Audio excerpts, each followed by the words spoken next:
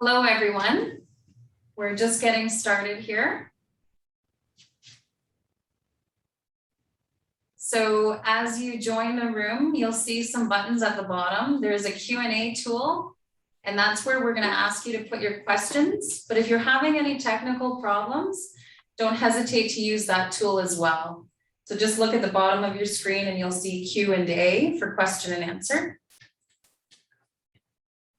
So good afternoon, I'm Catherine Kowalczyk. I've been hired to help with the Drumheller Resiliency and Flood Mitigation Office's communications. Many of you have spoken to me as you've registered for the event or on our email address.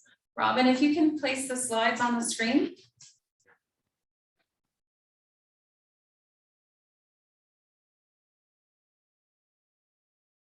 Thank you, and we'll just advance to the first slide.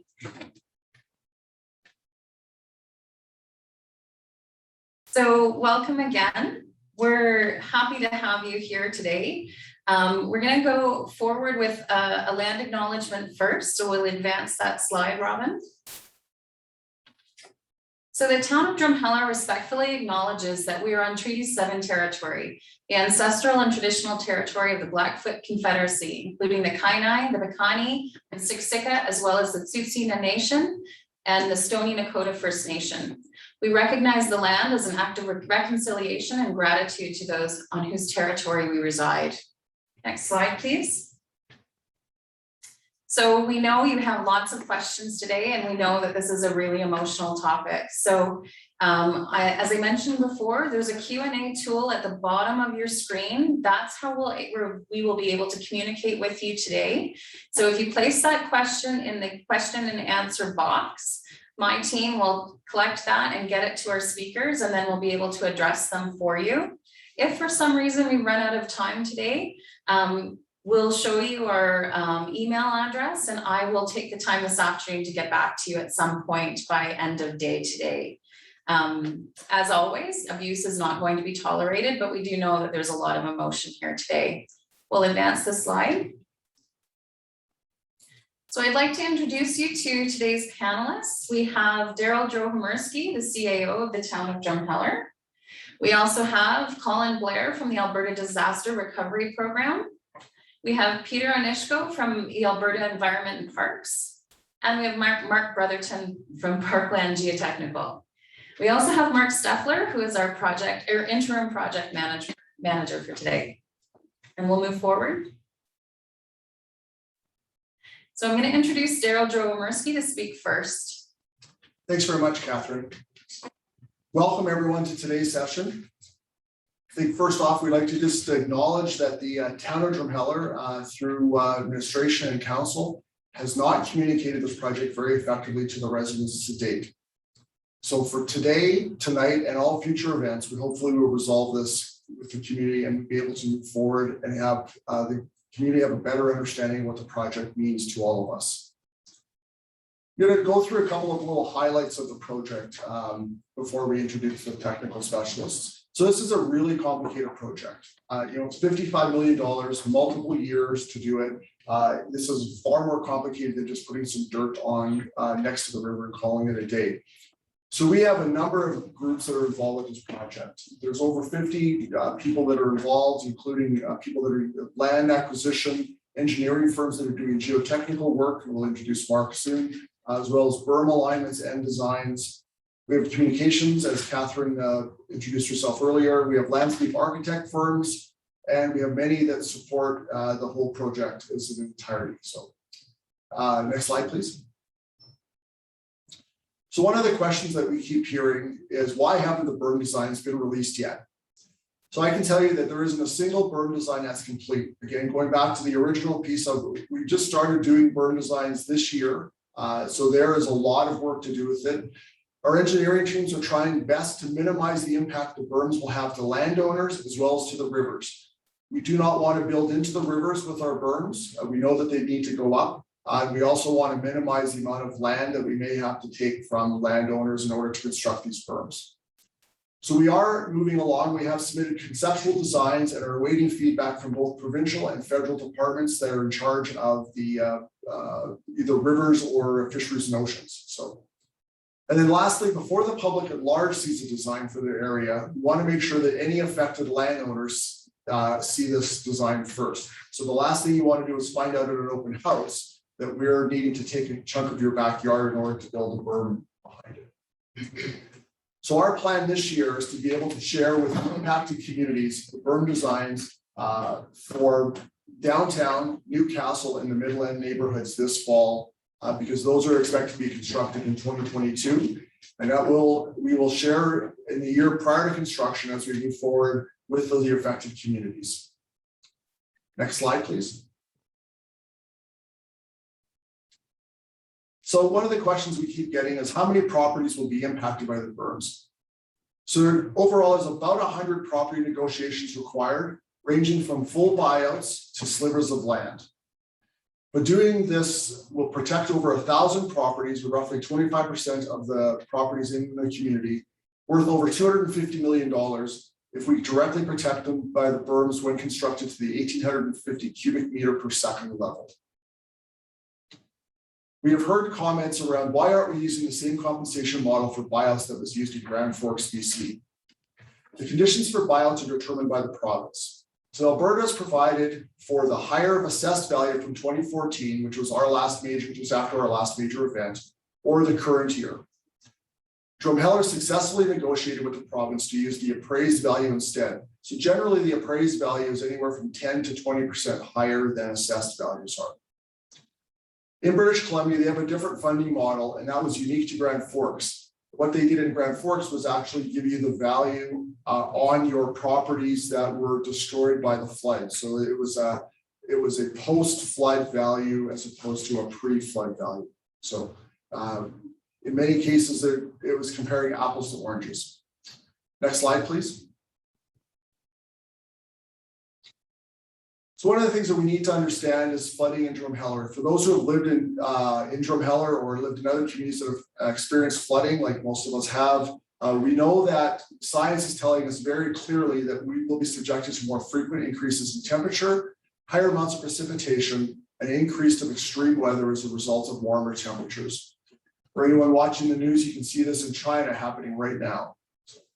Every flood situation that impacts the town or puts our heritage at risk, along with risks to public safety, property, the environment, and the local economy. Next slide, please. So why is flood mitigation necessary? The purpose of the program is to protect people and property in Drumheller from loss due to flooding through a sensible model for our community to adapt to the perils of a changing climate. Flood Mitigation Office will manage the flood mitigation climate adaptation program through to its completion in 2024. When I look at what we wouldn't be getting money from the province and from federal governments in order to do this project unless they thought that this was actually something that was better for us to protect in advance as opposed to after an event. Next slide, please. So the Drumheller Flood Mitigation Climate Adaptation System is a multi-hazard solution covering over 100 kilometers of riverbank designed to reduce flooding and protect Drumheller into the 22nd century. The project began in 2019 and is expected to be completed by the end of 2024. So some of the following areas of focus that we're concentrating on is communication and public engagement, like today's event, regulatory and approvals, as I spoke of earlier, about building into the rivers or on top of roads and other dikes, conveyance capacity, structural measures, which are actually the construction of the berms, and a municipal emergency plan, which will be touched on later by our other presenters. Next slide, please. So I mentioned earlier that our budget's $55 million. So we have 90% of that is coming from the two orders of government. The federal government is providing 40% of our funding through the Disaster Mitigation Adaptation Fund. And the Government of Alberta Community Resiliency Program is providing approximately 50% of the funding. Town of Drumheller is responsible for 10%. Next slide, please. So the dikes that were approved to be constructed are from east to west. East Cooley Dike, it needs to be increased. Rosedale, Willow Estates, dikes A, B, C, and D in the downtown area. So those are the ones by the BCF and on the north side of the river. Midland and Newcastle dikes, and lastly, the Knapmine dike. Next slide, please. So just mentioning a few of the groups, we've said there's over 50 people involved with this project. So some of our engineering firms, we have 4 engineering firms that are doing a variety of detailed design and approvals for us. So you can see the names there. We have landscape architectural firms involved, making sure that the ground is least disturbed once we're finished with this. We have geotechnical engineering, that's Mark, who you'll hear from later. Property acquisitions, so we have both Scotland and Lease, who is responsible for doing property negotiations and is a company that does work across Canada like this. And Hunter Wall Surveys, who will be looking after making sure all the berms and dikes are constructed on Town of Drumheller property. And finally, major players are communications, is Alchemy Communications. This isn't a complete list. There are a number of supporting roles that we have throughout the organization, throughout this group as well, that provide support to us at various stages of the project. Next slide, please. So before I introduce Colin, I just want to remind everybody, we see some questions coming in. We haven't forgotten about you. We're going to save those till the end. So please be patient and we'll get to you. Next, I want to introduce Colin Blair, the Executive Director of the Recovery Branch of the Alberta Emergency Management Agency. Colin? Thank you. Good afternoon, everybody. Just as a bit of background, I lead the team at the provincial government level that's responsible for delivering any disaster recovery program to homeowners, small businesses, agricultural operations, and other works of government. Today, I've been asked to come and speak to you about changes to the disaster recovery program, so I'll just get to it. Next slide, please. I just want to provide you with a bit of background on disaster recovery programs, the context for change, and the program changes that have taken effect for 2021. Next slide, please. So for disaster recovery programs, we basically deliver financial assistance for any uninsurable loss and damage that is caused by an extraordinary event in the province. Eligible disasters fit within extraordinary events. They're not covered by insurance that is readily and reasonably available, and they are widespread. Next slide, please. So to be considered extraordinary, we're principally looking at anything that's related to overland flooding. They come from rainfall. So in urban areas, we're seeing a 1 in 25-year event will be extraordinary. In rural areas, a 1 in 50-year event. For waterways, overland flooding is principally caused by stream flow and anything that is exceeding a 1 in 100-year event. And then for the northern part of the province, we're principally dealing with ice jams. Things are backing up and we're getting overland flooding.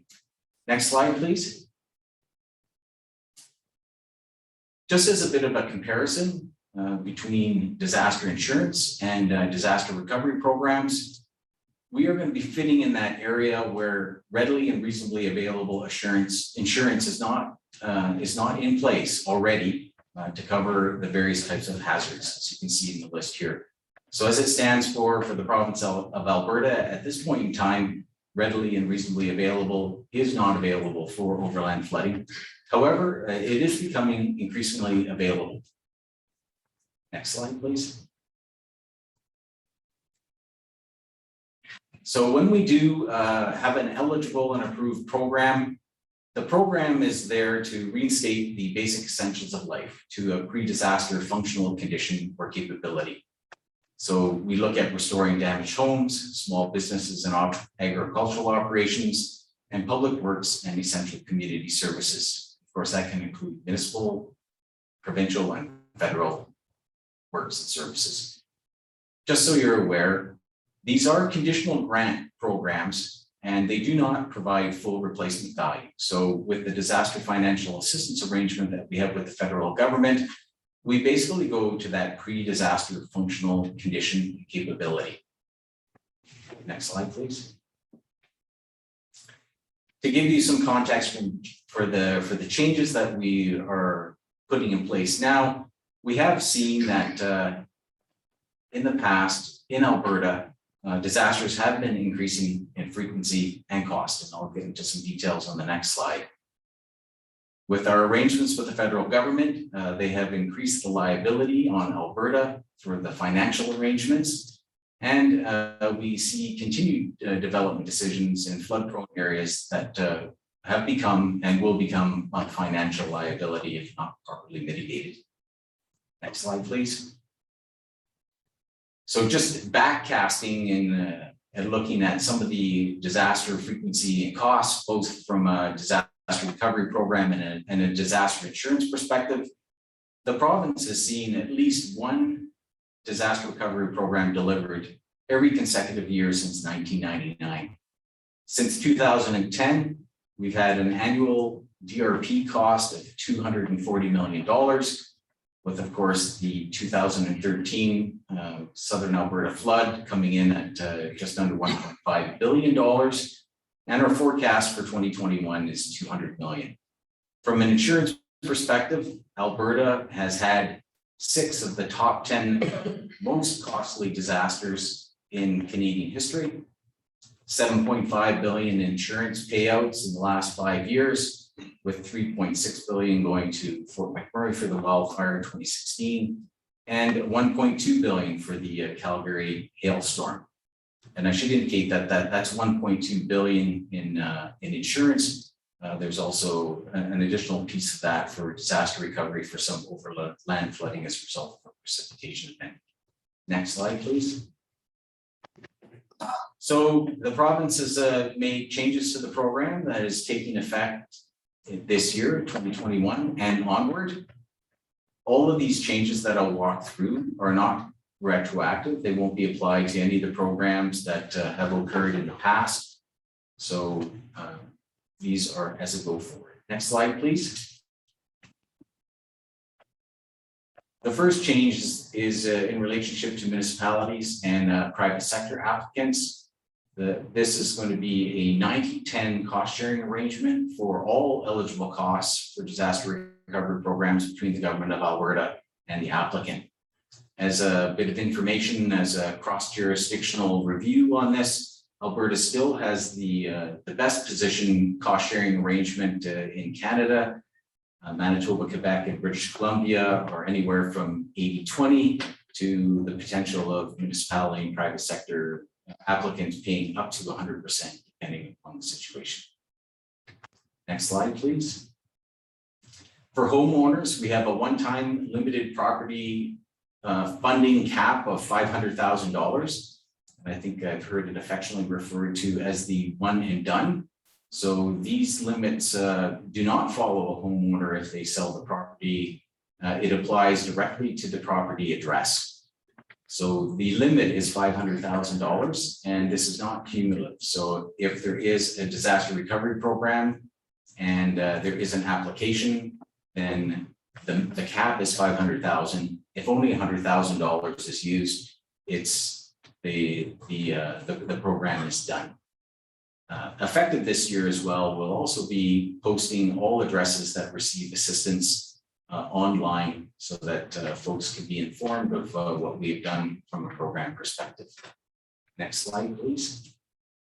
So I think some of the outcomes that we're looking at achieving are some long-term resiliency and risk reduction through community preparation and mitigation measures, through some resource sharing agreements amongst municipalities, better land use planning decisions, and of course the acquiring of insurance at the municipal level or the creation of municipal financial reserves to handle that 90-10% as a contingency. And next slide. For all Albertans, some of the outcomes that we're looking to achieve is reducing the overall cost of disasters that are borne by the Alberta taxpayer, as well as reducing the risk by creating safer, more sustainable communities, either through the relocation of at-risk properties to less disaster-prone areas, or as insurance become reasonably and readily available, looking at an increased uptake in that insurance. Next slide, please.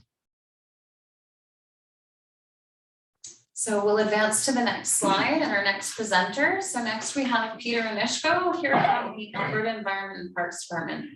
Thanks, Catherine, and thanks for this opportunity to talk about the new Drumheller flood study. I'm an engineer with Alberta Environment's River Engineering and Technical Services section, and we're responsible for both flood mapping and flood forecasting. Next slide. So Alberta sees identifying and understanding flood hazards as the first steps to increasing public safety and reducing future flood damages. So flood mapping products support emergency management and response and really do help build safer and more resilient communities over the long term. So we've been making flood maps in Alberta since the 1970s. And today's program is fundamentally based on some common standards set with the federal government in the late 1980s. Next slide. Now, 2015 is a pretty good benchmark here. Up to and including 2015, we had created over 60 flood studies across Alberta, covering around 1,200 kilometers of river.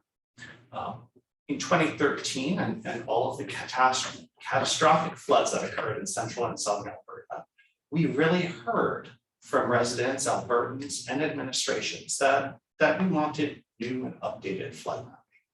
So starting in 2015 and every year thereafter, we kicked off new flood studies. And at the end of last year, we had completed technical work on 21 new studies. These 21 studies replace 29 existing ones, and they're larger than the previous ones. And in fact, these 21 new studies, including Drumheller's, cover around 1,500 kilometers of river.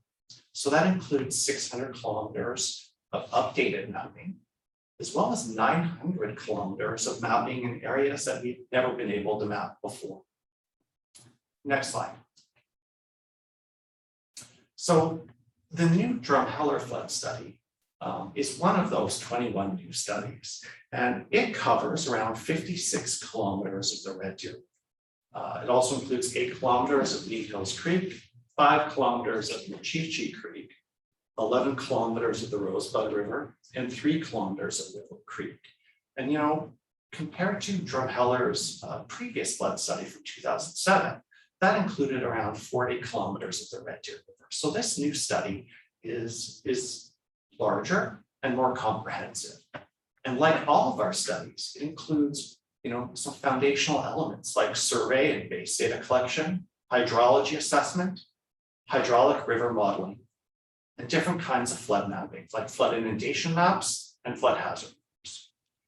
It also includes some non-standard components that we thought were important, and that would be also channel stability investigation and a flood risk inventory and assessment. Next slide. So survey data is really foundational to a flood study. And all of our new studies, including Drumheller, include collection of a high resolution survey information, LiDAR floodplain data, and aerial imagery. And all of the data we collect, is shared freely with all stakeholders in the public without restriction for their own use. For the Drumheller study in particular, we surveyed over 440 cross sections across the rivers and streams of the study. And that includes over 200 cross sections across the Red Deer River itself, with more dense spacing in the town of Drumheller. And I'll also just underscore that the survey information is to a really high standard. And the LiDAR information is specially commissioned and better than anything that can be purchased off the shelf. So it's a good foundational base for a study. Next slide. The other really important thing is to understand, the range of possible flood flows that can be experienced. And that's part of our hydrology assessment. So our hydrology assessment looks at recorded and modeled flows over time. Typically, the peak flow that has occurred each and every year. And then we look at what flow rates have different chances of occurring to get a really broad understanding of the range of flood risks in an area. So up on the screen, you can see the annual flood peaks for the Red Deer River at Drumheller. The gray bars represent the flood peaks before Dixon Dam was built. And the colored bars represent the flood peaks after. Now, the red bars are what was recorded at Drumheller, and they include, some of the flood mitigation impacts of Dixon Dam. But the blue bars are what would have been experienced in Drumheller if Dixon Dam, couldn't mitigate the flood peaks that occurred. And you can see in 2005 in particular, Dixon Dam, although its primary purpose is water supply, it was able to reduce the flood peak in 2005, by a little over 400 cubic meters per second. So we can look at all this data and we can calculate the different flows that have different chances of occurring for both natural conditions as well as regulated conditions, assuming Dixon Dam can play a role and mitigate flood peaks. And I guess I also wanted to say, I'm going to use terms like 100-year flood in this presentation, but there's a lot of different ways of talking about that size flood. So a 100-year flood is also called a 1 to 100 flood or a 1% chance flood. And it's a flood whose flow has 1% chance of occurring each and every year. It absolutely doesn't mean it'll happen only once every 100 years. And that applies to all of those other frequencies. For example, a 2-year flood has a 50% chance of occurring, and a 1,000-year flood has a 0.1% chance of occurring. Next slide. So we use the survey information we've collected and the hydrology information we've calculated to set up a hydraulic model of the river. Hydraulic models calculate water levels for different size floods.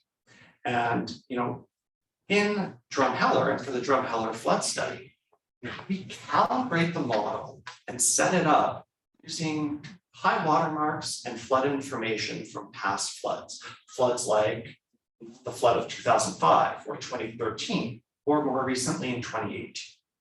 And, we don't map previous floods specifically, but if we can reasonably simulate what happened in past floods, then we can be confident in the results for the other flood flows that we're modeling from our hydrology assessment. Next slide. So this brings us to flood mapping. The most basic kind of flood map is called a flood inundation map, and it shows areas that would be flooded for different size floods. One of the new standards in Alberta is to also take a close look at the flood mitigation infrastructure that's in place when we do a study. And that's something like a flood berm, or in Drumheller, they're referred to as dikes. In other communities, they can be called levees.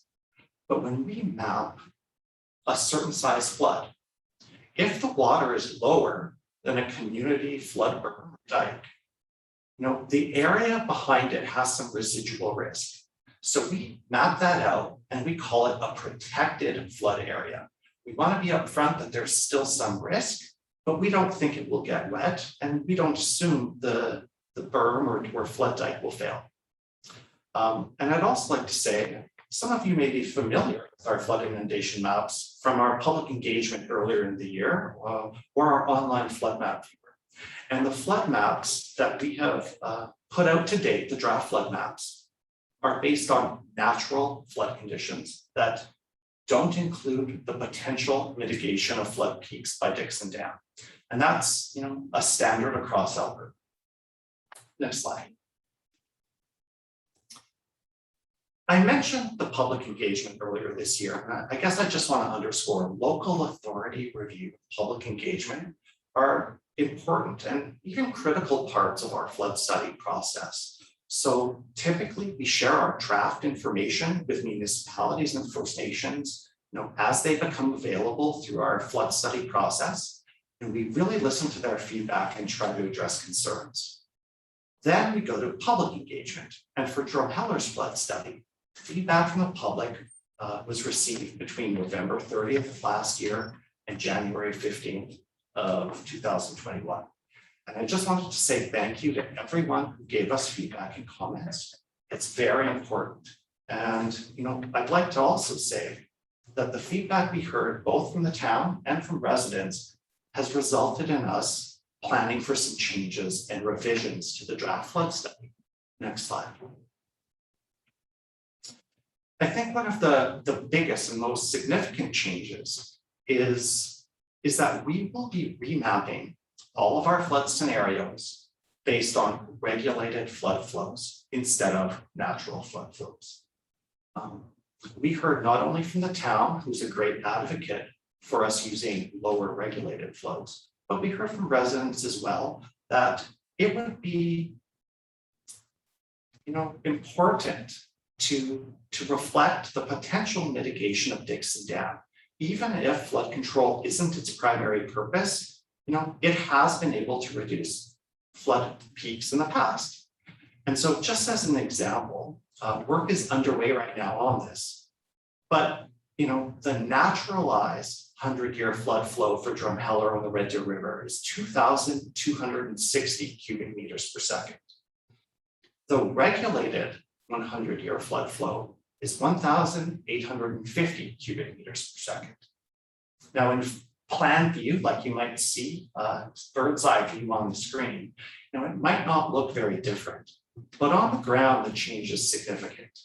Our shift from using naturalized to regulated flood flows means that 100-year water levels are on average 75 centimeters lower than they would have been, and up to a meter in some places. So that's 2.5 feet to 3 feet lower by using a regulated flood flow. Next slide. The other thing I wanted to talk about was the flood hazard mapping.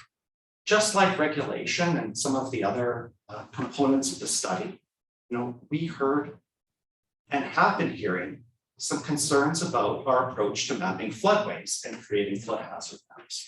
So we're also refining our approach to that and are working on some new products and revisions right now on those flood hazard maps. And we really, I think I can say, we heard public concerns about updating floodways, as well as, reflecting the positive impact of flood mitigation infrastructure built recently and in the future.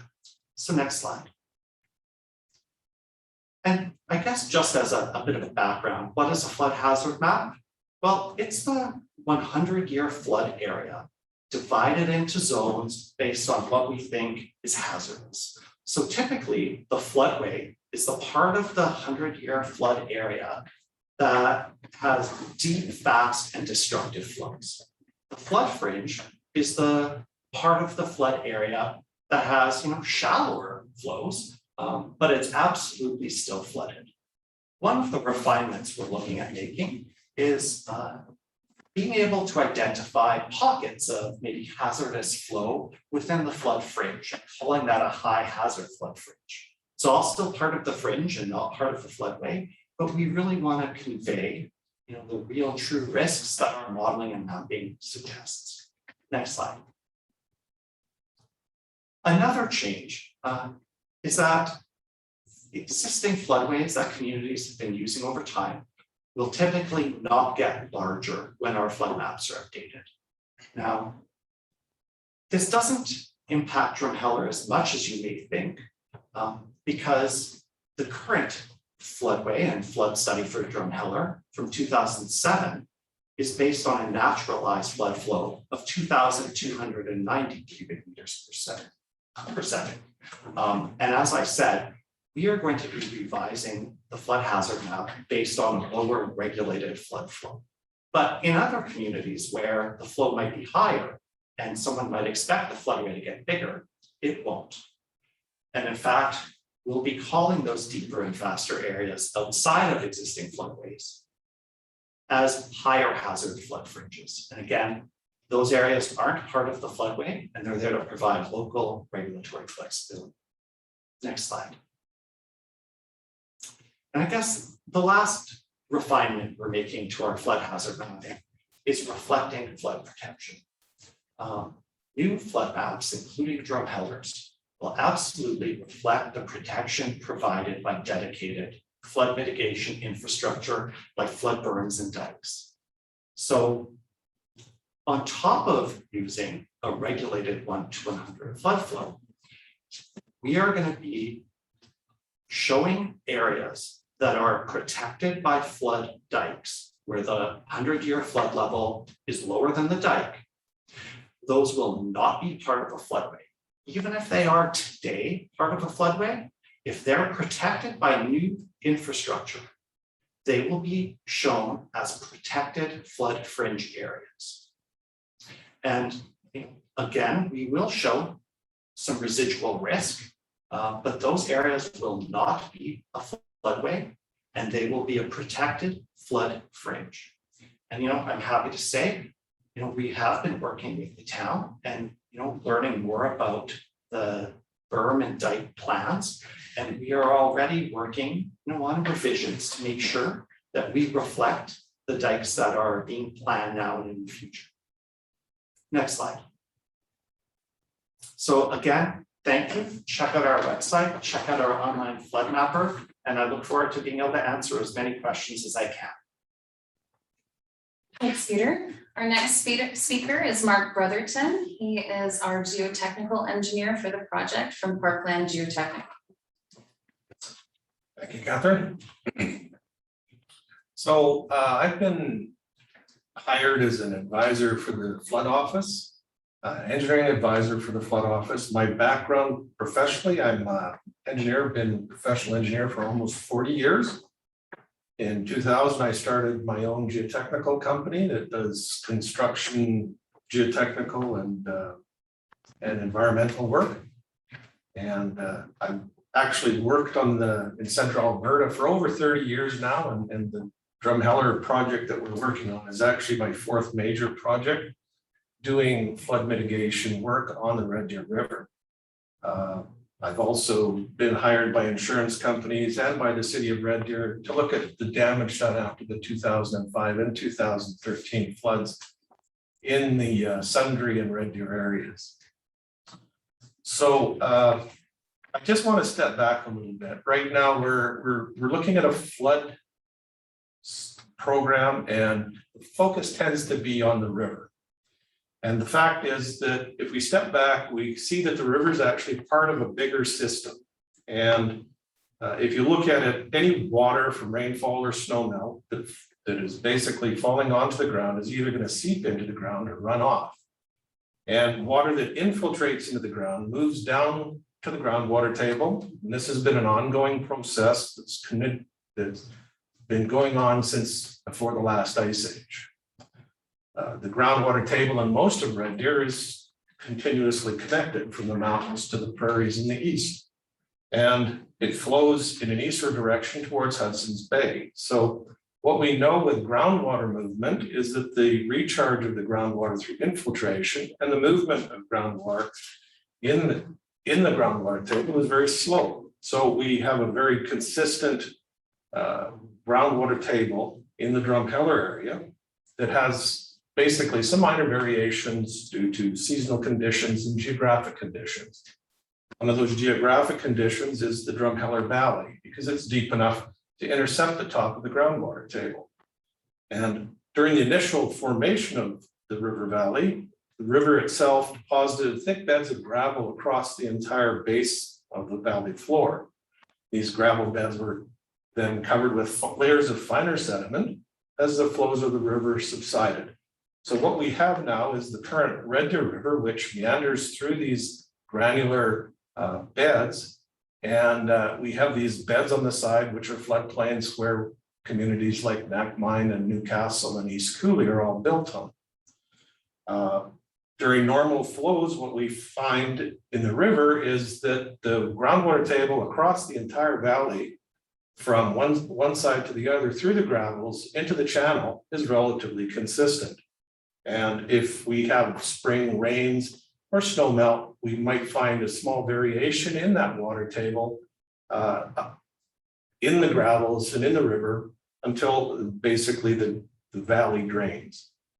So the amount of infiltration that becomes groundwater is dependent on the ground's ability to absorb and take on water. And when it can't absorb anymore, it runs off. That runoff then gets collected in man-made drainage systems and tributaries and eventually finds its way into the major rivers or the major river basins in Alberta. So the precipitation that falls on the Red Deer River Basin west of Drumheller is concentrated in the river. And as Peter says, the flows that get to Drumheller are moderated a little bit by the Dixon Dam. So during periods of prolonged and heavy precipitation over the Red Deer River Basin, severe flooding can happen at Drumheller. So long-term, for decades now, the town has planned for that consequence with basically planning. And what we find is that over time, the climate is causing changes to the river regime. And they have to deal with that flood risk. So flood risk is basically the probability of a flood event. When it happens, it's 100%, and the consequences of what happens during that flood event. So the Drumheller Flood Office, the town, have developed an integrated system to deal with that flood risk. So what we have are mitigation measures that reduce the consequences of those floods. These are things like dikes and walls. We also have adaptive mitigation plans to provide additional fills and temporary dikes in the event of a larger flood event. And we have a detailed emergency plan that needs to be followed during a flood to reduce the most serious consequences related to safety and particularly loss of life. Finally, we have a maintenance system that has to be implemented in between floods to make sure that the necessary repairs and upgrades are made to make sure that the system works. So when we look at this as a designer, and we have municipal designers, geotechnical designers, hydrotechnical disciplines, all involved in dike design. The designs that we do are based on the understanding that the town is going to commit to regular inspection and maintenance. And more importantly, that there's going to be strict adherence to the emergency plan to limit the potential loss of life to the trained emergency construction workers who will be maintaining the dikes during the flood. Next slide.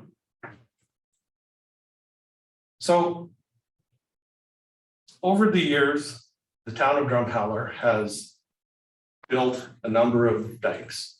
Some of these dikes were built during flood events and just left in place.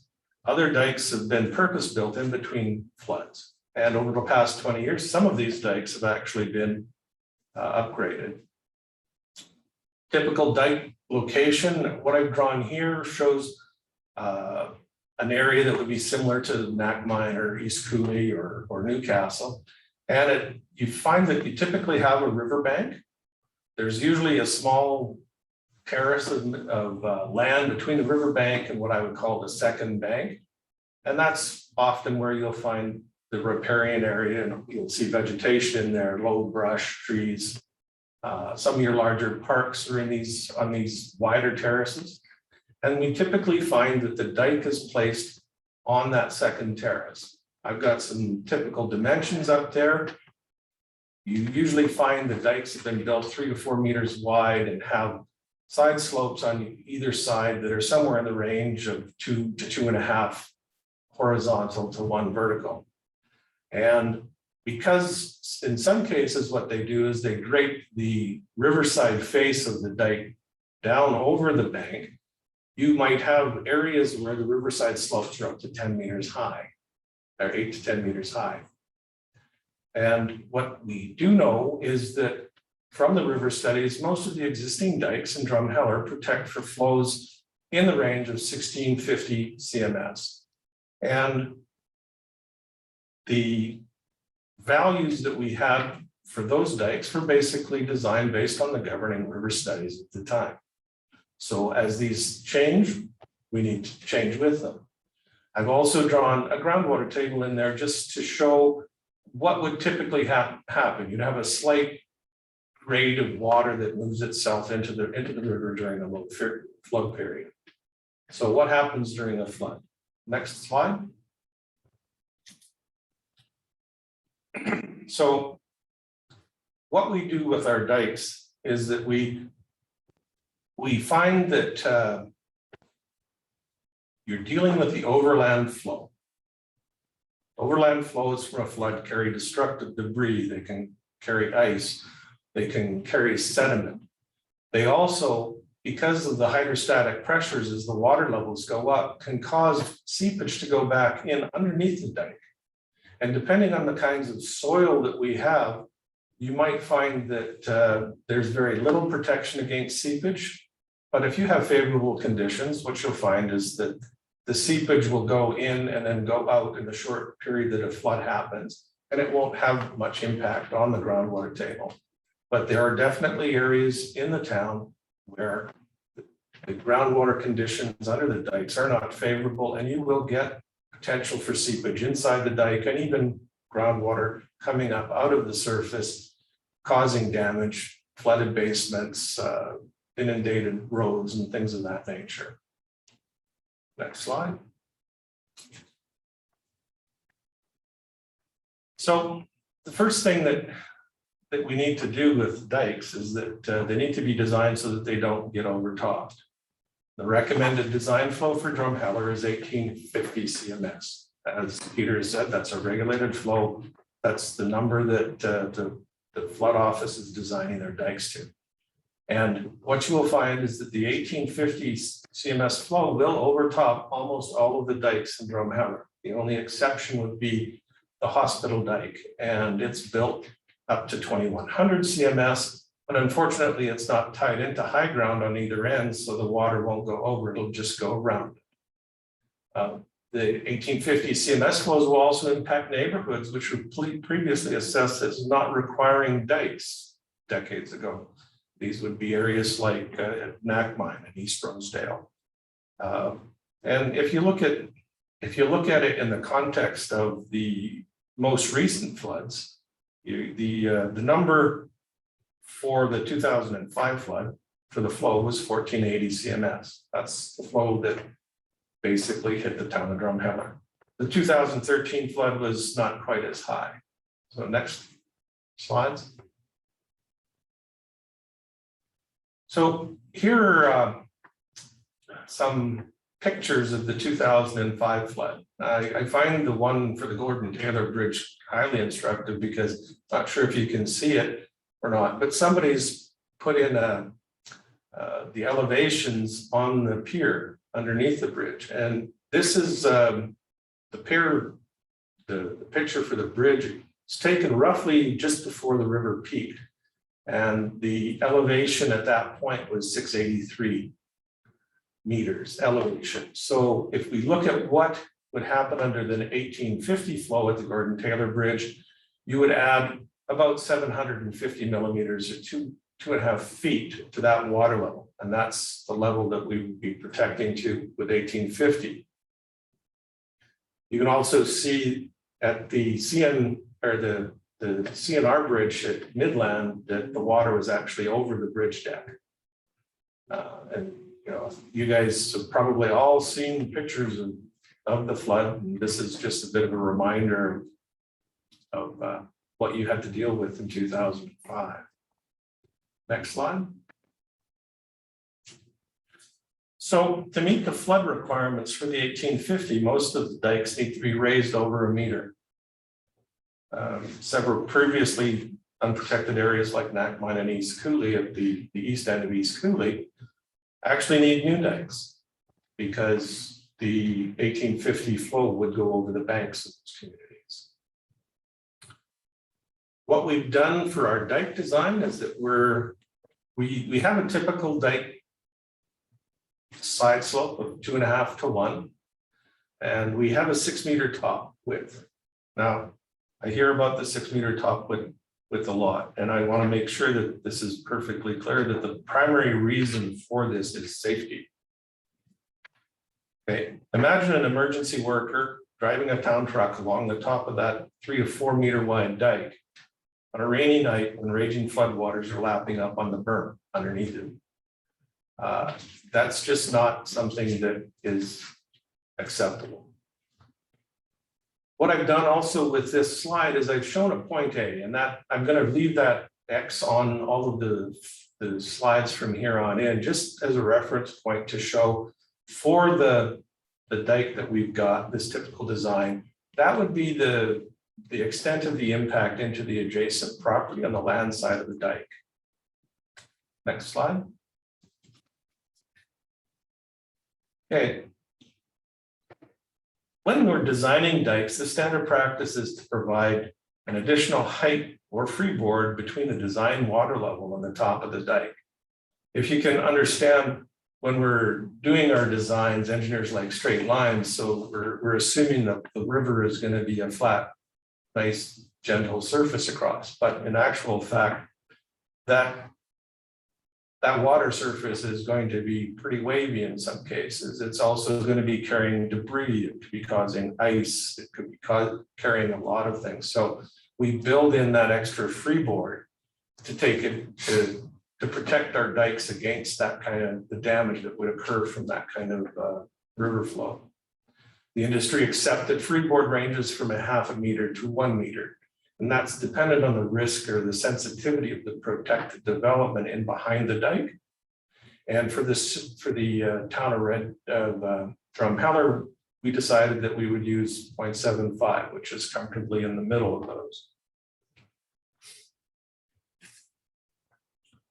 What would happen with that, just as a matter of interest, is that the extra 750 millimeters of dike would protect theoretically up to flow levels of 2100 CMS. Next slide. Okay, so here's where I get into the geotechnical part of the discussion. So hopefully I don't bore you guys to tears. Dikes need to be stable, and they need to be stable under flood conditions. So geotechnically, stability is quantified by something called a factor of safety. So the rough definition of factor of safety is the forces promoting stability divided by the forces driving instability. So if you can think about it, it's like a seesaw. If its slope is too steep, then the weight at the top of the slope is more than the weight at the bottom of the slope, and the slope will slide until it finds its balance. For stability, we want flatter inclination, so we want the weight at the base of the slope to be greater. And in terms of design, we typically design a factor of safety for dikes for critical cases with a factor of safety that's somewhere between 1.2 and 1.5. The reason for that is that soil isn't like steel or wood. It doesn't have fixed properties. It can be actually quite variable. So we have to build in a little bit of conservatism to these factors of safety, depending on what the critical case is. Now, something that I've drawn in here is a small shallow face failure. That is not a critical case. That type of a failure would be typical to a situation when the flood is receding, you would get the wettened face of the dike might slump here or there. And the fact that you've got a few little failures in the face of the slope has absolutely no consequence for the protected houses and development in behind the dike. And those slumps can be repaired in between floods.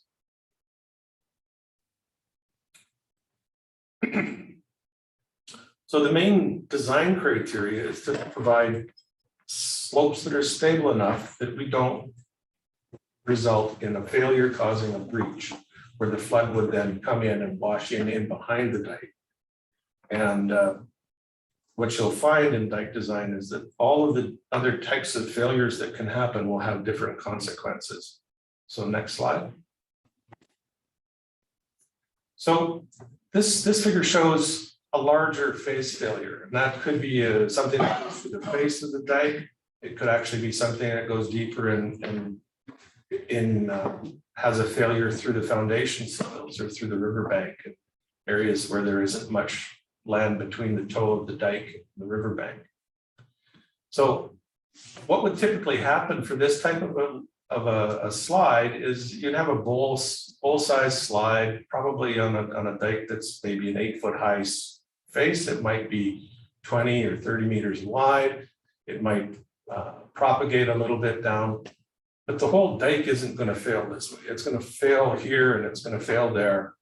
And what would happen in the case of a flood is that if the failure were to happen during the flood, as opposed to as the flood is receding, we would have man equipment and materials available to maintain the dike integrity in those locations where we see possible failure happening.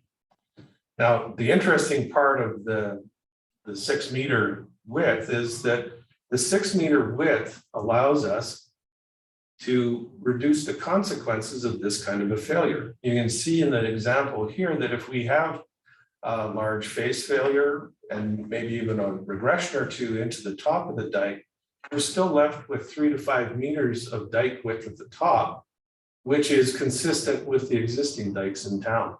So the consequences to the development inside the dike are still not that high, and we can use a lower factor of safety for the slope on the riverside. Next slide. So if we look at this type of a configuration with the same kinds of dike slopes of 2 to 1, 2.5 to 1, but we narrow up the crest to the 3 to 4 meters that are typical for the dikes that we have now, it would appear that we have impacted less land because the inside toe of the dike is 2 or 3 meters inside that point A that we had referenced before. However, the slopes for this dike would have the same risk of a face failure that was acceptable under the 6 meter wide berm top. However, after a failure with this narrower crest, there could be less than 1 to 2 meters of berm left at the crest. And if this level of failure happened at the peak of a flood, that risk of a breach would be unacceptably high. Next slide. So the geotechnical design solution for the narrow top of dike profile is to reduce the risk of a slope failure into the crest area. And that's done by flattening the crest. So if we were to look at the type of failure that we would, or the type of slope that we would need, we'd probably be 3 to 1 or flatter. And that's only if we just had, what I've drawn here is not even considering the fact that we may need flatter dikes on the inside. And you can already see that point A is well inside the footprint of the dike. We know it's just straight geometry. Geometrically, for any dike more than 2 or 3 meters high under the center line of the dike, the impacts to the property inside the dike are likely going to be greater than they are for the 6 meter wide crest option, because we need to have a higher factor of safety for those slopes. Next slide. So, as Peter noted, the 1850 CMS that we're designing to, it's just a number. I mean, there's a statistical basis for picking that number, but the potential is that there can be floods that have higher flows. And with climate change, that could even become more common over time. So accounting for the 750 millimeters of design freeboard, any flow above 2100 CMS will overtop the dikes that are being proposed for the program. Next slide. So the town's recognition that additional protection might be required is the other major reason for the 6 meter wide dikes.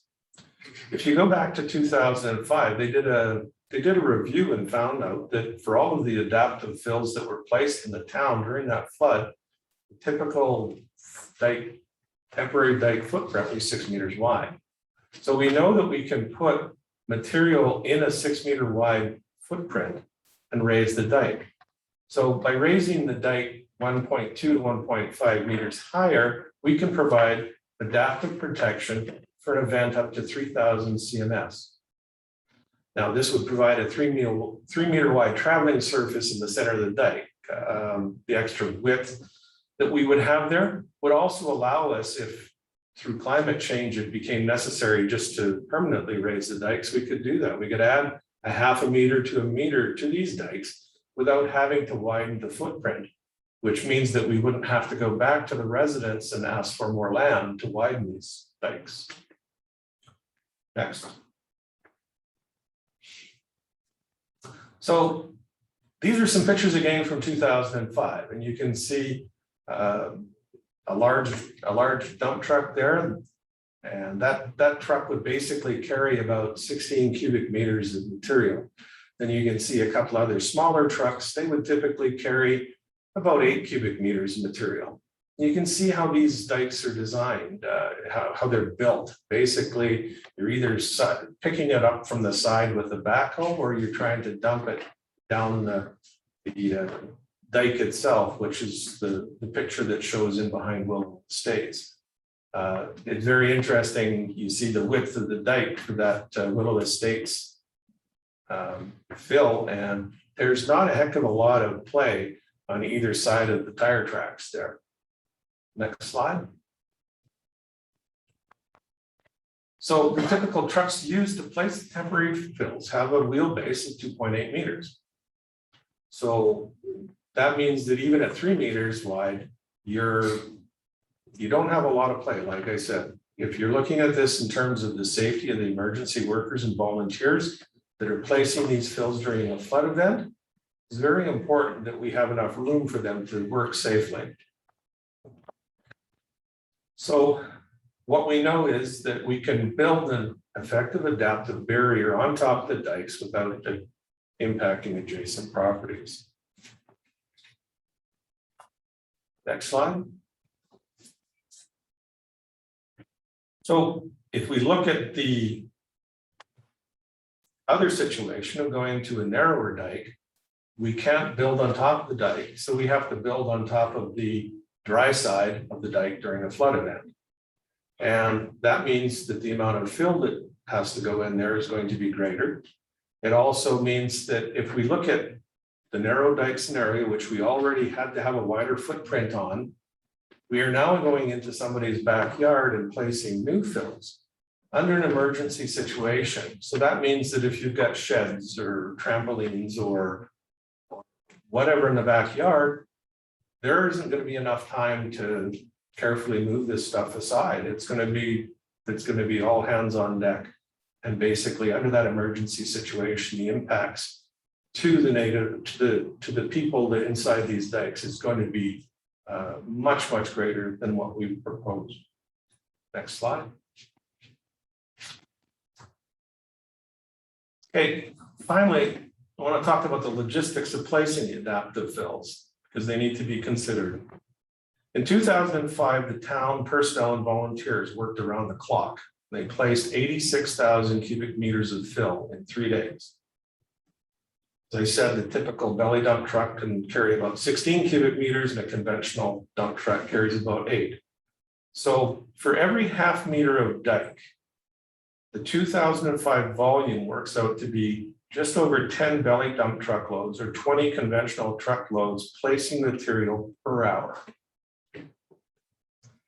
Figure 14 in the bottom corner shows the design hydrographs from Alberta Environmental Protection's modeling. They show the 1850 and the 3000 CMS floods. What they show is the flows for over the duration of the flood, and that those flows translate to an elevation at different locations down the river. So province has flood forecasters, and they're preceded by weather forecasters, and they will provide advance notice of an impending flood. In 2005, the time between the initial high water warning and the flood peak was just over 3 days. The actual range of flood flows that were expected came shortly after the initial high water warning. Now, every flood is different, but from the time of the initial recognition of the peak flood, the town might have somewhere between 2 and 4 days to prepare for the flood that's coming down the river to them. So adaptive fills are required for 2 cases in the town. There are a few areas in the town where it wasn't possible to construct higher permanent earthen dikes due to conflicts with existing roads and infrastructure. A couple of locations in the town are like the flood wall areas in Midland and Newcastle, which are bordered by roads, existing roads. These walls do not protect to 1850 CMS, and they cannot cost effectively be retrofit to hold back higher river levels. However, these walls are bordered by accessible roads, so the town's emergency plan will be to provide specific guidance to place adaptive fills on these roads in the event of a flood. This will require somewhere between 12 and 25,000 cubic meters of fill, depending on the predicted flow. The predicted flows are greater than 1850. The dikes will then need to be raised as per the previous slides. And if the town looks at it, they will get a range of potential flows from the province, and they will have to decide how to place this material on the 12 to 14 kilometers of dikes that are being proposed in the town. So for every 500 meters of dike, you're going to require about 3,500 cubic meters of fill to raise the dikes to the 3,000 CMS level. So that's about 420 belly dump truckloads. And if we assume the rate of placement that was achieved in 2005, that equates to about 42 hours to place the adaptive fill on top of each half-kilometer section of dike. So if we look at the time on the bottom of that hydrograph and we look at 42 hours, assuming that we've got the minimum amount of advance notice, we can actually get the adaptive fills in place in time. Next slide. So if we go to the narrower crest and we accept the fact that we need to place 2 to 3 times more adaptive fill because it has to go on the inside of the dike, placing the same material at the same previous rate would not even get it to the top of the permanent dike before the flood peaks. Next slide. To reach the same level of protection, 3,000 CMS at that rate, 2005 placement would take over 100 hours. If you look at the time on that, that means that you're about 1 to 2 days after the floods peak. So this plan isn't acceptable. To get the fill in place in time, you'd need to more than double the placement rates that were achieved in 2005. So when we're looking at the adaptive part of the emergency plan, the town is going to need to allocate adaptive resources, manpower, equipment, and materials in the optimal way. It starts by minimizing the amount of adaptive fill required to fill the gaps and getting the fill stockpiled in strategic locations. The initial focus has to be on the gaps in the dike in places like Midland and Newcastle.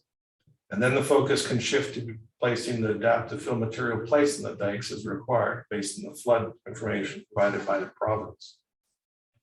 Final slide. Next slide, please. So, in summary, the primary goal of the proposed dike configuration is safety for the town and emergency workers. However, the proposed 6-meter wide dike crests and the slopes that we're doing have the added benefits of geotechnical berm stability is improved, maintaining the dike footprints to the minimum optimum sizes, and allowing adaptive temporary fill to be placed on the dikes, on the top of the dikes with minimal impacts in the adjacent properties beside the dikes. Those are all the things that are achieved with that. So in summary, the dikes are designed for this program as part of an integrated flood management system, which includes the mitigative measures, the adaptive measures, the emergency planning commitments, and the maintenance commitments that the town is willing to take to protect its citizens. Thank you for your time. Thanks, Mark. So we'll just advance to the next slide. So as we wrap up the formal presentation, I just wanted to let everyone know that we are launching a community advisory committee. So we are recruiting for 6 to 8 people for that community. We're looking for people that are interested in knowing more and speaking to their neighbors and their friends about this project. We're looking for people like small business owners, neighborhood leaders, environmentalists, wildlife protection enthusiasts, geographical or town historians, and anyone interested in agriculture. So you can reach us at our email address, which we'll show later on, or on our website. So the link is there below. And ideally, let us know that you are interested before August 27th. You're going to hear lots more information about that program in the weeks and months to come. We'll advance to the next slide.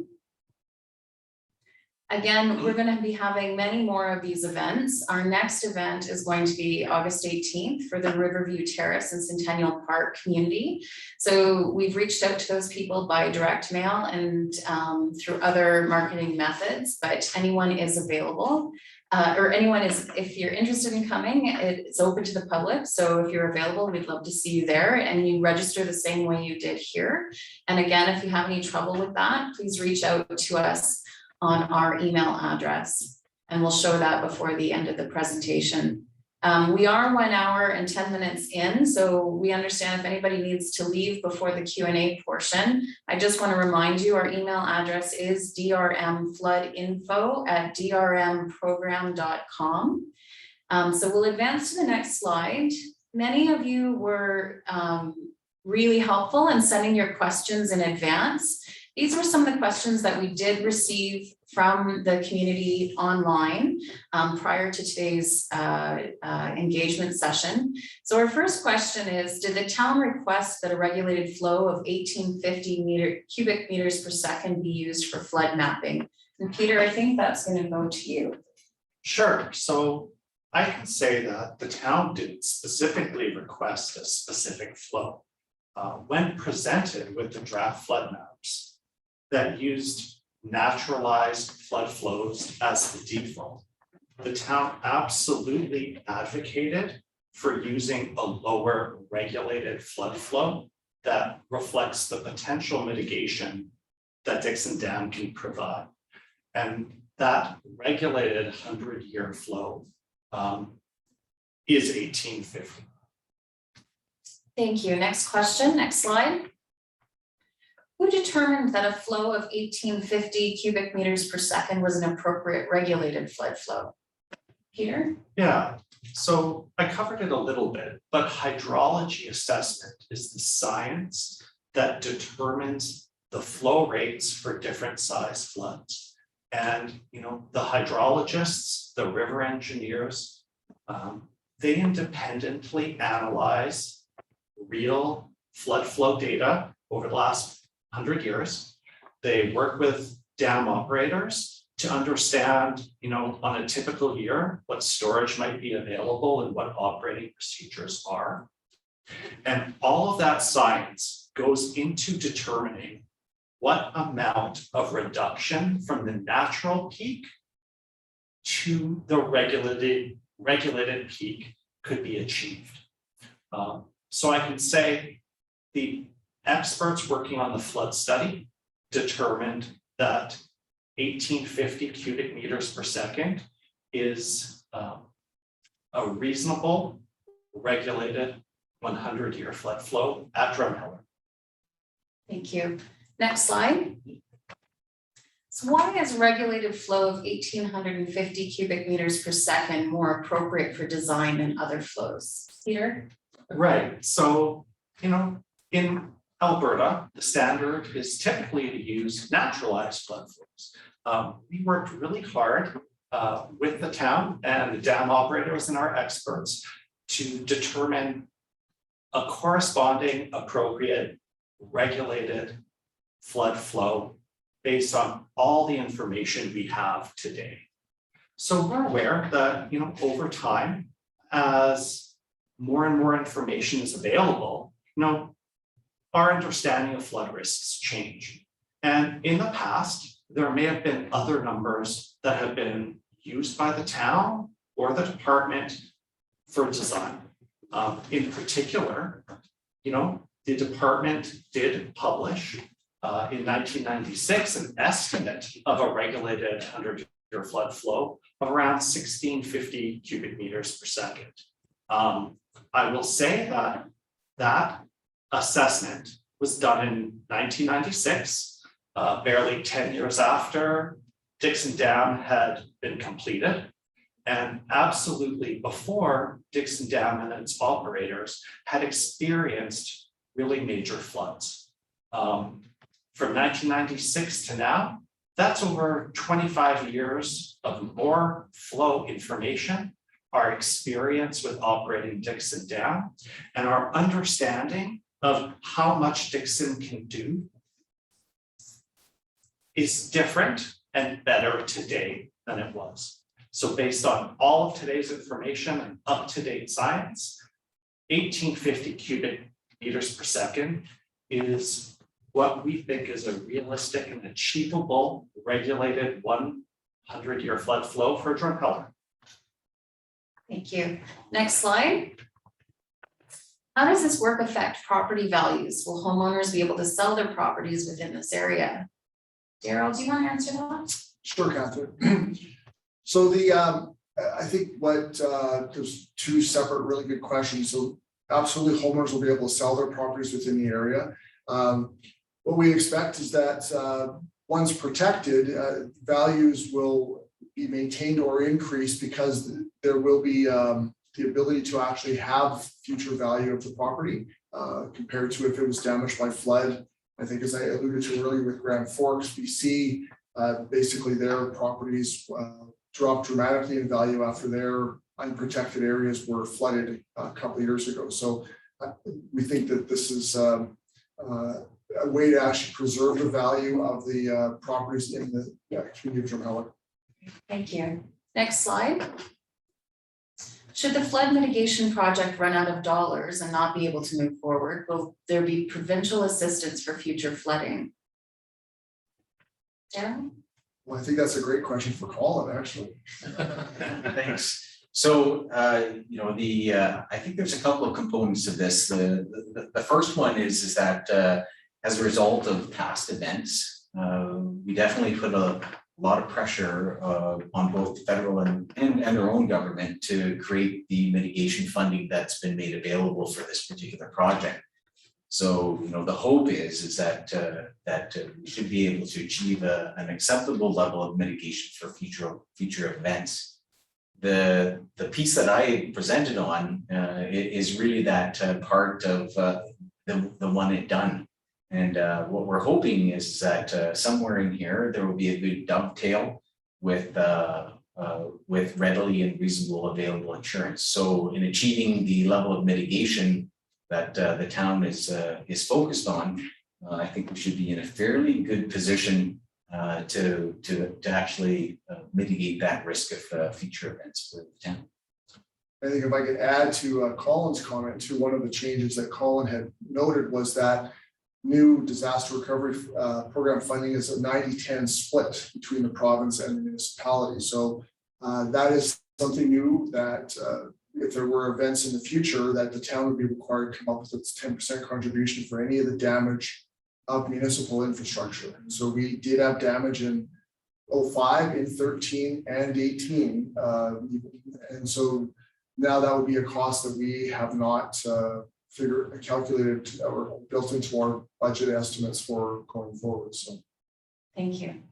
Next slide, please. This is a question we've received a few times. Why have you bought out homes in areas where the phase of flood mitigation project has not yet been scheduled? Who would like to address that? I could take that. So really, most of those have been opportunity type acquisitions. So the homeowners have come to us, or we've talked to a property owner with an appraisal in 3 days, and they've decided that they wish to sell just for peace of mind, or that they have some sort of lifestyle change. So we haven't gone out and actually started doing procurement of or acquisition of properties in a focused manner. As I mentioned at the beginning of the presentation, we're still finalizing the designs, and so we haven't gone out to other property owners. But again, it's been a more of opportunity where properties have either been for sale or property owners have approached the town to say that they'd like to actually sell to the town. Thank you. Next slide. The berms hold back overland flooding, but not ground seepage. What is the plan to prevent ground seepage? Mark? Yeah, that's a question that comes up quite a lot, and as we pointed out, the number one thing that we're trying to do here with the dikes is to protect against overland flow. Overland flow causes significant destruction and has all sorts of issues related to it. And unfortunately, the flood situations, because of the way the geology of the town works, you do have areas where seepage is going to happen. As I pointed out earlier, the seepage kind of compounds on top of what's already going on with the groundwater table. So if you have the double-edged sword of having a flood at the same time as you've got rainfall and runoff running into the valley, the groundwater table can come up. It's not necessarily all seepage from the river going back in, it's a cumulative effect. And unfortunately, if you've got a basement in a low-lying area, you're going to get damage in the form of water getting into your basement. Whether there's a proposal in place right now to handle seepage is kind of a two-edged sword again, because if you put in a cutoff underneath the dike to stop seepage from the river coming back into the gravels on the side of the river, you're also going to be stopping the seasonal movement of water into the river, and quite frankly, could cause more problems than you would solve. Thank you. Next slide.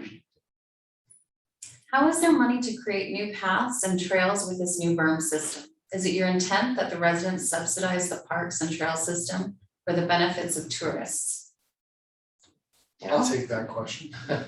So, you know, there are the paths and trails, I think, as Mark pointed out earlier, the whole reason for the 6-meter wide top is around worker safety. It's around being able to put equipment on to make the system adaptable if we have higher flow events.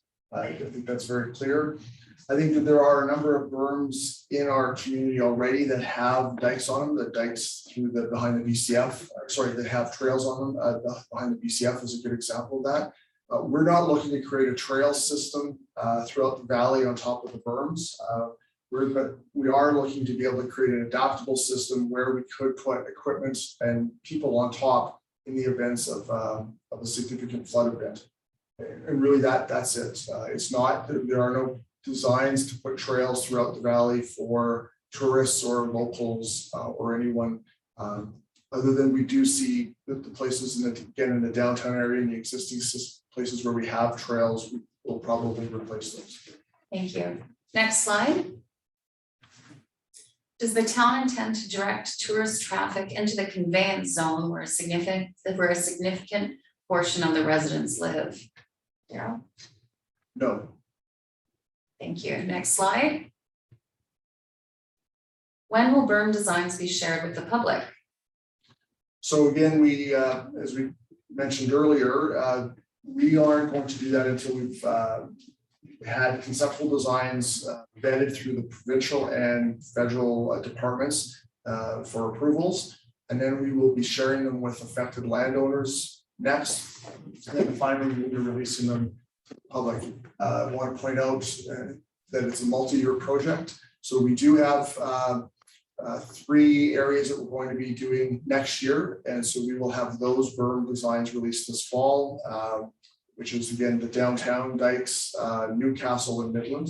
And we'll see over the next couple of years, we'll be releasing those to the public well in advance of the work being done in those areas. Thank you. Next slide. When will town halls for each affected area be launched? So I think that was just to answer that question, right? Really, the whole idea is to be able to, we'll be doing town halls for Newcastle, Midland, and downtown areas this fall. Once we get those back. And then as we move forward into the Willow Estates, Rosedale, etc., those will be coming in the following years. So we'll see stuff over the next couple of years as well. thank you. Next slide. Why were trees removed at Shoemaker's Corners? Will these be replaced? Want me to take that? Okay, sure. So I think the easy answer, if you've walked through the bottom of it, that there are two pieces of infrastructure there, one critical piece of infrastructure that has been unprotected to date, and that is a lift station, the 5th Street lift station. It basically takes all of the sewage from the downtown area, part of Midland, so it's a significant piece of unprotected infrastructure. So the new berm designs are expected to envelop that area, protect it and the house at the corner.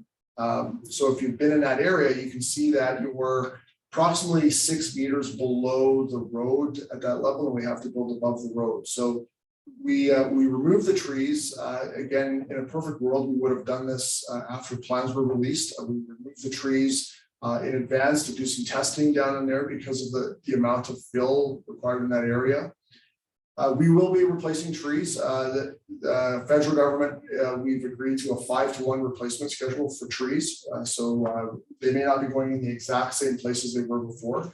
We do not want to actually put trees in dikes, because if the tree roots die and stuff, you've actually created voids. So Mark can answer that much better than I can, but they will be replaced throughout the valley at 5-to-1 ratio.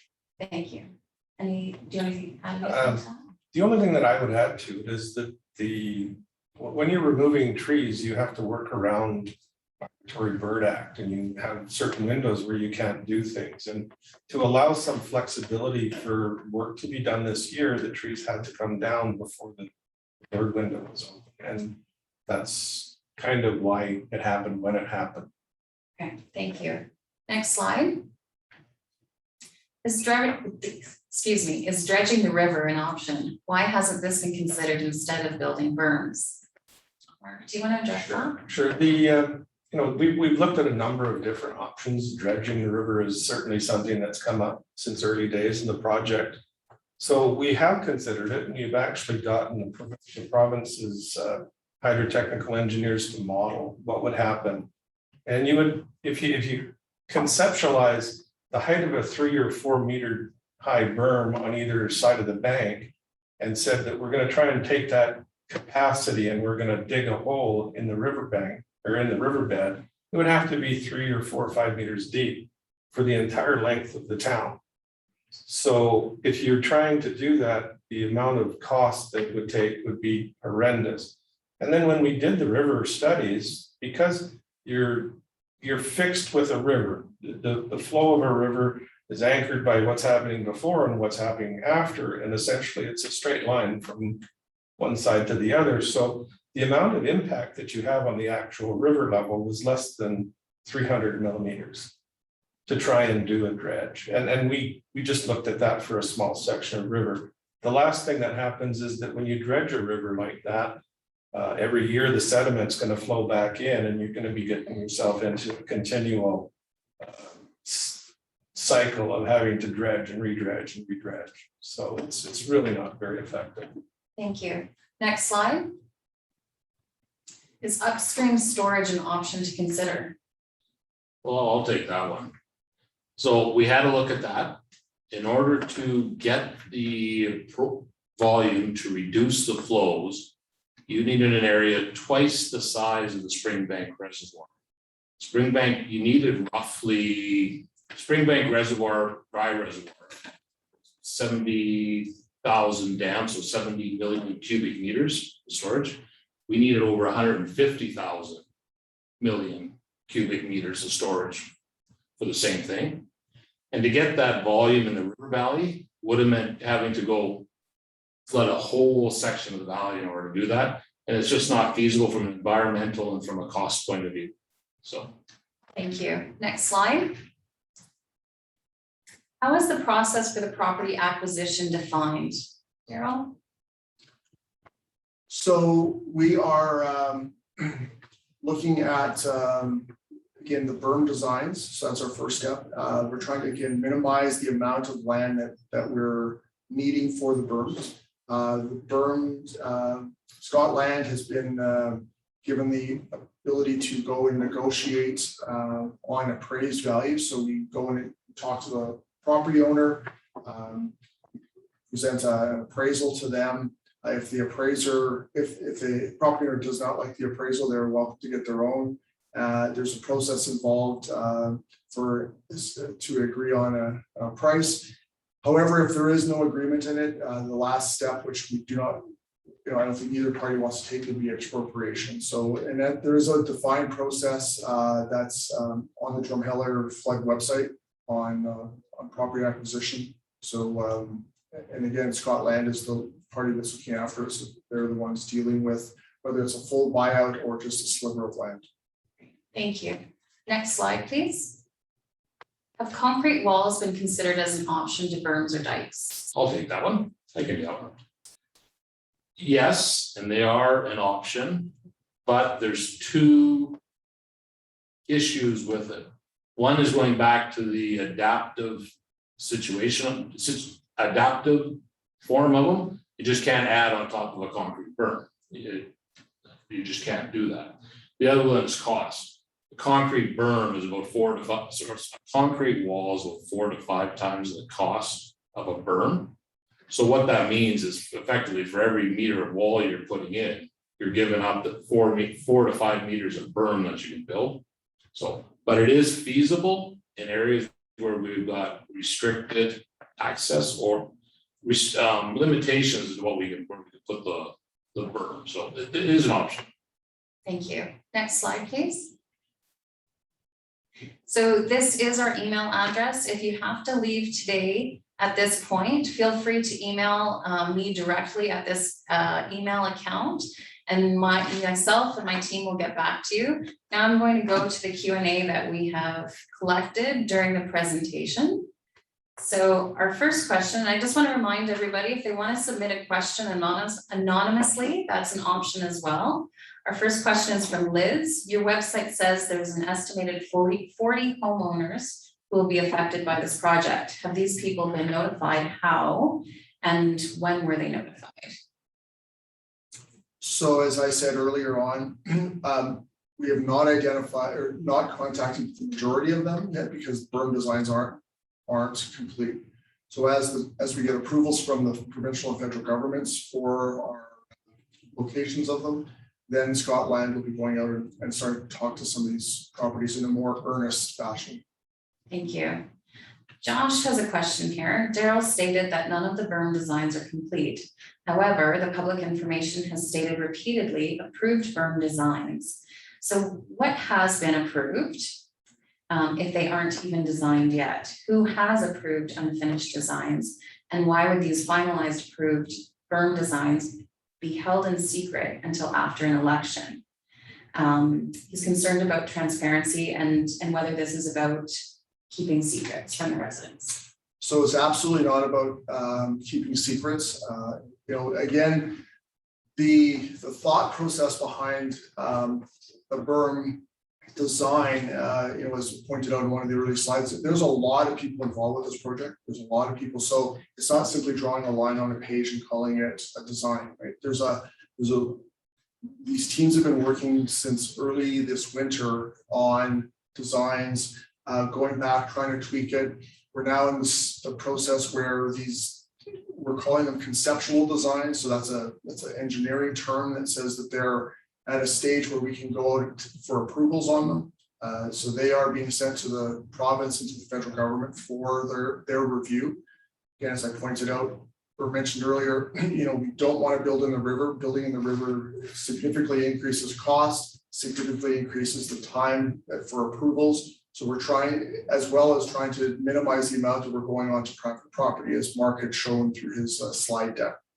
So we're really trying our best to be able to put these together. And so when we say that they're not complete yet, they're not in a place that if we submitted them to the public today for viewing, they will most likely change the majority of them. And some of them are in no form at all to even be presented to our engineering teams as a whole.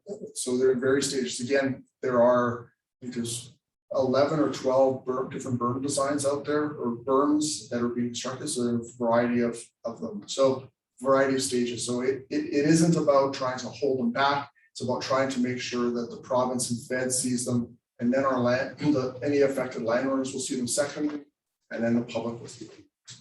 Thank you. Courtney has a question. I believe we've answered this already, but I want to ask it again just for the purpose of clarity. I know this is a very complex project. If berms have not been approved and we don't know the size to build them to, why have properties already been purchased? And who is managing and caring for these vacant properties? So I think that the answer to, we've answered part of that question for sure. And part of it is that we do have a firm in town that's looking after these properties. Again, the properties were acquired through either voluntary buyouts, so we didn't go, we haven't gone and purposely trying to contact anyone to buy them out, during that process of it. And we have a local firm that's actually looking after them. Thank you. We have an anonymous attendee who writes, in the flood mitigation audit, it was revealed vaguely, I might add, that there appeared to be some creative accounting in regards to consulting fees. Why was this not broken down and investigated to a deeper level? And if it was, why wasn't that made public?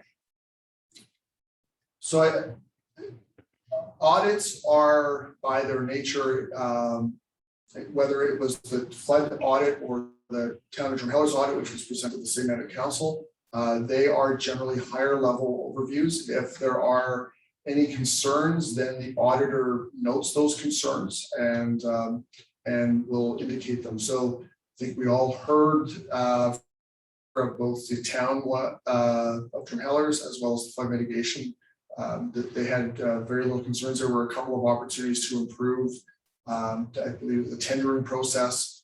But as far as whether there was any smoking gun or anything nefarious going on, the auditors have a professional responsibility to note that, and they did not identify anything. Thank you. Courtney writes, once these berms are completed, will the town of Drumheller taxpayers be responsible for the maintenance and upkeep of these berms? And do we know what the monetary figure of lost property taxes due to properties being purchased outright will be? So it sounds like there's two components to that. First would be the cost, who is responsible for the cost of maintenance and upkeep of the berms once completed?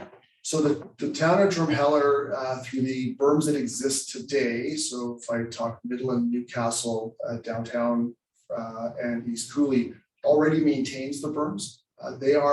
There's an agreement, even though some of those berms were owned by the province of Alberta. These berms are maintained by the town of Drumheller. So there will be an additional cost. We haven't calculated what that is yet. It's factored into our regular operating costs for maintenance and grass cutting and things like that. As far as the lost taxes component, again, what we're trying to do is minimize the amount of property acquisition.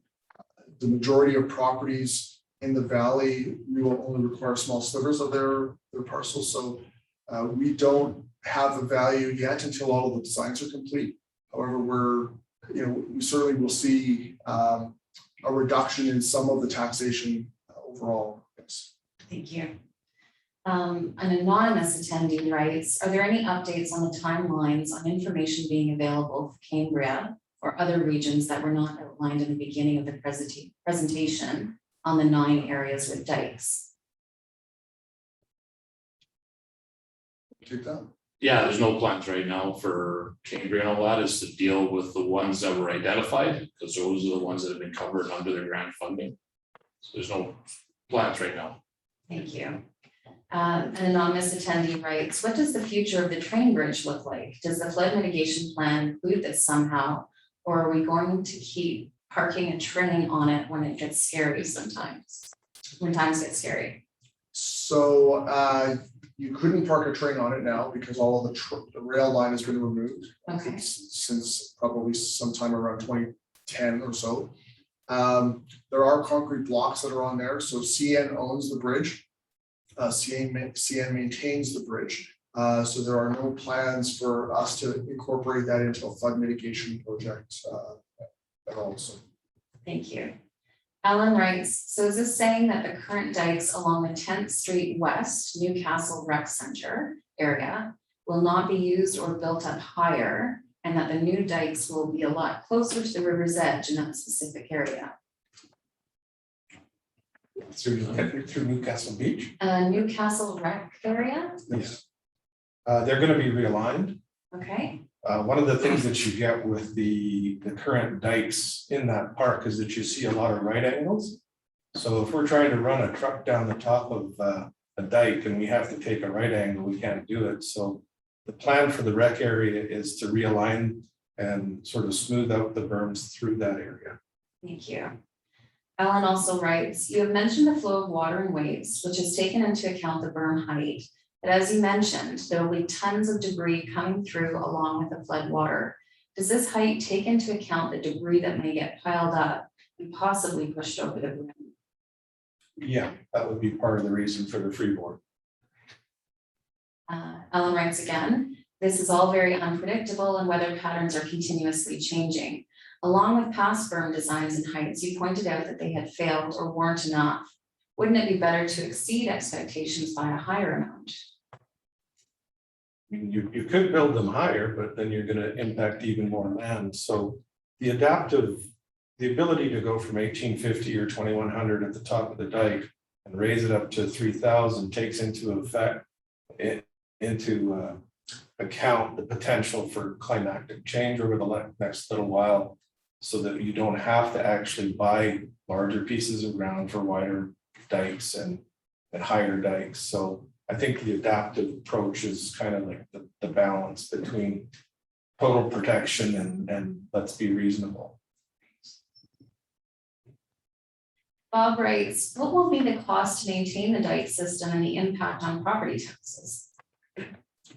So I think we answered that question earlier, but so we already maintain most of the dikes, or all the existing dikes, like cutting the grass, checking for repairing flap gates and other protrusions that go through there. As well, if there's any damages to them, those are covered under a DRP program, which of course Drumheller would pay 10% of it going forward. So we don't expect to have a significant impact to property taxes for the additional dikes that we're constructing. Again, if we're making them for the most part in the same areas, we're not looking at much more work for grass cutting and other maintenance than we have today. Thank you. Bob also writes, what is the plan for the drainage ditches which are lower than the berms? There would be culverts put through the berms to drain those areas. And there'd be sluice gates or flap gates put on those culverts. And during when the flood is coming, the town's crew would go out and shut the sluice gates so the river wouldn't back up into it. So that's what's going. Yeah. We have a number of areas that we did that already. So. Okay. Mike asks about adaptive fill. How will the adaptive fill program be prioritized, and will it be written into the emergency response plan? Answer that, yeah, absolutely. Once we've got all the designs figured out and we know where the gaps are and where we want to be placing fills on higher dikes, we want to station fill around the town so that it's closer to the places it's going to be used. And then there's going to have to be a very detailed plan put together on exactly what to do, so that when a flood event's coming, you just look at the manual and it should explain everything that you need to do. And that includes working with the flood forecasters of the province. It includes the maintenance people. It includes getting volunteers. It includes getting people from Edmonton and Calgary and Red Deer to come into town to help. All of these things need to be spelled out in specific detail in that emergency plan, so that there's no wondering what to do when you get the word that the flood's coming. And every community that's doing flood work is doing exactly the same thing, developing an emergency management plan for the floods, every community. Thank you. Our last question is from Dawn. What is the timeline for the release of the berm designs for East Cooley? From what was said, it sounds like that could be 2 years. Is this true? Yes, East Cooley isn't planned right now till about 2024. So those plans won't be released until we start the negotiations down there, which is when 2023. Thank you. Those are all the questions that we have submitted right now. If anybody would like to send in a question, feel free to do so. You can do that anonymously. You can also send it to our email account, drmfloodinfo@drmprogram.com. Looks like we don't have any more questions. So thank you all for attending. We appreciate your time. As we mentioned earlier, there is another live event this evening that will be the same information again. There has been one more question come in, so before we wrap up, we do have a few more minutes, so I'm going to address it. How much of the flood monies received has already been spent or is gone?